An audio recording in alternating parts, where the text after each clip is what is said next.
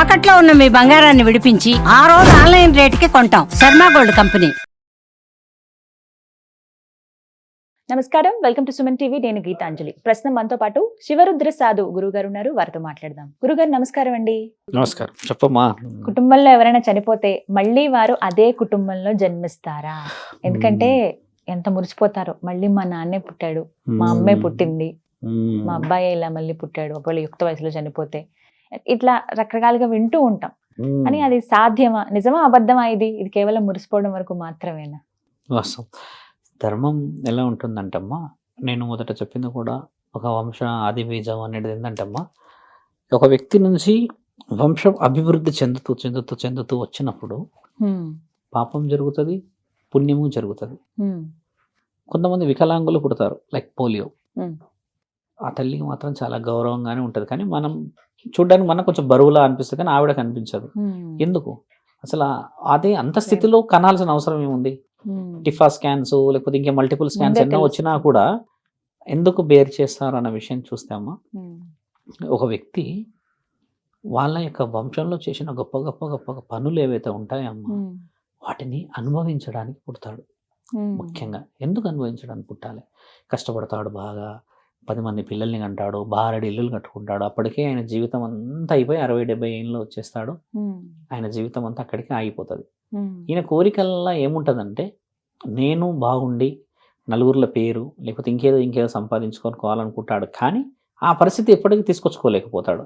కనీసం నా పిల్లలన్నా బాగుండాలి, కానీ ఈ తరం కాకపోతే ఒక తరం అన్నా బాగుపడుతుంది అని కొంతమంది త్యాగంగా వెళ్తారు. ఇది త్యాగంగా పుట్టిన వ్యక్తులది లెక్క వేరే అయితే అమ్మా, ఎక్కువ శాతంలో కలియుగంలో పాపాన్ని అనుభవించడానికి పుడతారు. ఎలా? ఇక్కడ త్యాగం అన్న మాట ఏదైతే వదిలినానమ్మా, అందులో నీకు తెలియకుండా నువ్వు చాలా మందిని వెన్నుపోటు పొడిసి బాగుపడతావు. అందులో చాలా మంది అంటారు మోసం చేస్తారు, డబ్బు రావడానికి అని మోసమో, లేకపోతే ఉన్నది లేనట్టు లేనిది ఉన్నట్టు సంథింగ్ ఏదో చేసైతే నువ్వు యూ కెన్ అర్న్. దాని ద్వారా వచ్చిన దానివల్ల నీ యొక్క వంశం అయితే సుఖపడుతుంది, కానీ ఆ వంశం పాపంలో పడుతున్నది అనేది నువ్వు పుట్టేంత వరకు తెలియదు. ఎందుకంటే అది చేసింది నీవే కదా. కాబట్టి ఒకవేళ అమ్మ స్త్రీలనో లేకపోతే చిన్నపిల్లలనో లేకపోతే ఇంకేదో చాలా చాలా తెలివిగా మోసం చేసిన వాళ్ళు ఉన్నారనుకోండి, అంటే అది క్షమించరాని లోపం.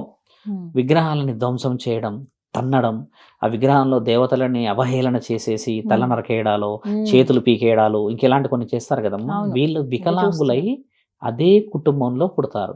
ఎందుకు పుడతారంటే, ఆ రోజు నిన్ను కన్నా ఆ తల్లిదండ్రులు విద్య, బుద్ధి, జ్ఞానం, తెలివి ఇవన్నీ నేర్పించలేరు కదా.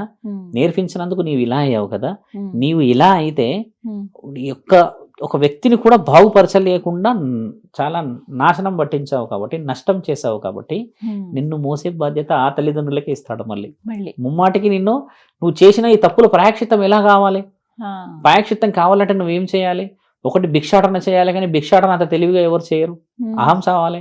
కాబట్టి ఈ కాళ్ళు చేతులు ఇవన్నీ ఉండంగా ఇలాంటి పనులు చేసావు కదా. లేకుండా అమ్మ కేవలం ఈ కళ్ళతోనే మాత్రమే నీకు నరకయాతన చూపించగలగడం కేవలం దేవుళ్ళతోనే అవుతుంది.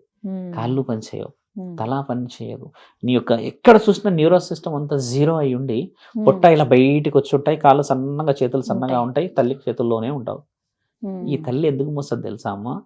అప్పట్లో నిన్ను విర్రవీగి పెంచింది కదా, ఒకసారి విర్రవీగు ఇప్పుడు అని పుట్టిస్తాడు. ఎందుకంటే చేసిన పాపం పండాలి అని అంటే, ఏ చెట్టుకు వచ్చిన కాయ ఆ చెట్టు దగ్గరికి చేరితే అప్పుడు విలువ పెరుగుతుందన్న విషయంలో ఈ 10 సంవత్సరాలు, 20 సంవత్సరాలు, 25 సంవత్సరాల దగ్గరికి ఉండి ఉండి ఉండి ఉండి కాలం చేసేసిన ఆ తరుణం ప్రాయశ్చిత్తముకి నేను ఫిల్టరైజేషన్ అయినా అని అర్థం. నాకంటూ ఒక ఓపిక, నాకంటూ ఒక బతుకు మీద ఆశ, మరో జన్మకైనా బాగేయండి అనేటిదే ఈ యొక్క అగ్నిలింగ ప్రవేశం అంటారు మన దగ్గర. అంటే వేడి అవుతా ఉంటది, అంటే నీ యొక్క ఫిల్టర్ చేసిన పాపాలు అనుభవించాలి కదా నువ్వు.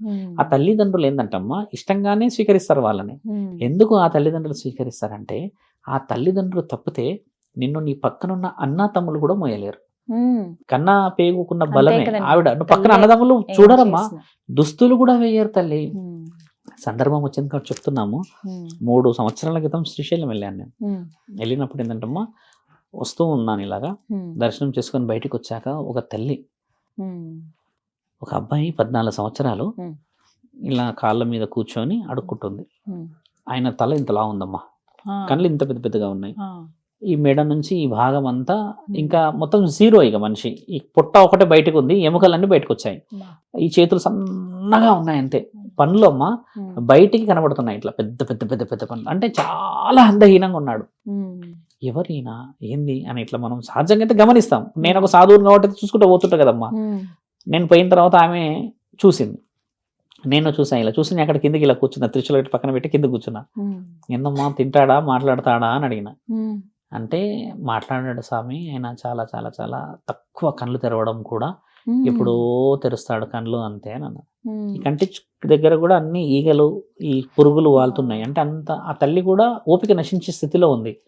నేనేం చేసా, ఈ చేత్తో ఇలా అన్నాము నెత్తికి అనగానే 2 కళ్ళు ఇట్లా లేపిండమ్మ పైకి, తెరిచి నవ్వాడు. హా అని గట్టిగా నవ్వుతాలమ్మా, ఇట్లా ఎత్తేసుకుంది. నేను ఎంత ఎన్ని సంవత్సరాలు స్వామి, 6 సంవత్సరాలు అయింది వీడు నవ్వక అని అన్నది. అంటే ఇట్లా పై తీసుకొని ఏమైందమ్మా అంటే, లేదు స్వామి 14 సంవత్సరాలు అయింది ఇలాగే ఉండే అని అన్నాడు. అన్న తర్వాత కొద్దిసేపు ముందుకెళ్ళాము. ముందుకెళ్ళి ఆ తల్లిని చూసి, ఆ తల్లి నా సైడ్ చూస్తుంది, ఆనందంగా చూసింది. అంటే ఎంత కాయ అయినా చెట్టుకు బరువు కాదు చూడండి, అంత నష్టంలో కూడా కాలేదు కదా. తర్వాత అక్కడే నిద్రపోయినప్పుడు పరమాత్ముడి ఆజ్ఞ వినబడిన ఒక స్వరం ఏంటంటే, శాపాన్ని అనుభవిస్తున్నాడు ఆయన అని. ఆయన నాకు కనబడిన స్థితి, ఆయన ఒక గుడి విషయంలో బ్రాహ్మణుడై గుడికి మోసం చేసిన వ్యక్తి అనేది కలలో కనబడిన జ్ఞానం. అప్పుడు అనుకున్నా, ఏమయ్యా నీ గుడిలో పెట్టుకొని నీ ముందే శిక్షలు అనుభవించేలా చేస్తున్నావు అనంటే ఎటు పోనీయలేనుగా, నా బిడ్డలే కదా, అలా అని నేను ఎక్కడో పుట్టించలేను అడవిలా, మరి ఇక్కడే ప్రాయశ్చిత్తంగా చేసుకోవాలంటే ఇప్పుడు నేను ఏ గుడి అని ఏవి అడగలేను నేను. అలా ఆకాశవాణి వినబడింది.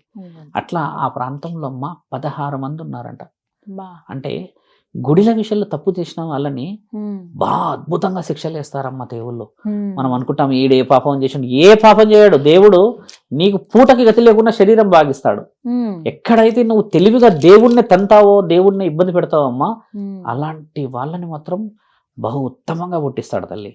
కాబట్టి ఏంటంటే పాపం అనుభవించడానికైనా, నీవు నీ జీవిత లక్ష్యాన్ని అనుభవించడానికైనా పుట్టాలి అని అంటే నీ రక్త సంబంధంతోనే అది పూర్తవుతుంది. దాని అర్థం ఖచ్చితంగా మన దాంట్లోనే పుట్టాలి. 84 సార్లు పుట్టాలి. 84 సార్లు పుట్టి నీకు అవకాశం మీద అవకాశం ఇస్తూనే ఉంటాడు. ధర్మం కాపాడు, ధర్మం కాపాడు, ప్రచారం చెయ్యి, నువ్వు బాగుపడు, నేను బాగుపడాలి, అందరూ బాగుపడాలి, కాపాడబడాలి. ఎప్పుడు తెలుసుకుంటాం మనం? అదే కదా.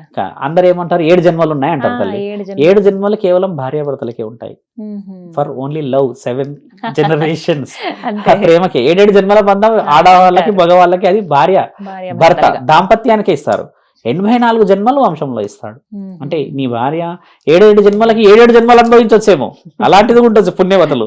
అలా ఉన్నదమ్మా మీరు చెప్పిన సమగ్రమైన విషయం. చాలా బాగా వివరించారు గురుగారు. అసలు ఇలాంటి విషయాలు తెలియక చాలా మంది మామూలు విషయాలు మాట్లాడతాం కానీ డీప్ సబ్జెక్ట్స్, వేరే డీప్ సబ్జెక్ట్ లో ఏంటంటే సొసైటీ ఈజ్ వెయిటింగ్. చాలా మందికి ఇలాంటి లేకపోవడం వల్ల ఏమైందంటే ఓహో ఇదేనా అని అనుకునే కాడకు వచ్చేసారు. కానీ ధార్మికంగా జీవించడం అనేది నేర్చుకోవాలి. ఇప్పుడు ఆధ్యాత్మికంలో ఎంత శక్తి ఉంది చూడమ్మా. మనం అనుకుంటాం రోడ్డు పైన అంత సులభంగా అడుక్కుంటున్నాడు అని. అసలు ఆయన అడుక్కోవడానికి మనం అడుక్కోగలమా తల్లి? పోయి భవతి భిక్షాంది అనగలమా? ఆయన అలా అడుగుతున్నాడు అని అంటే ఆయనలో అహాన్ని చంపుతున్నాడు పరమాత్ముడు అని అర్థం. అవన్నీ చనిపోయినాక మళ్ళీ ఆయనే పుట్టించుకుంటాడు. అది ధర్మం. నమస్కారం. నమస్కారం తల్లి, నమస్కారం.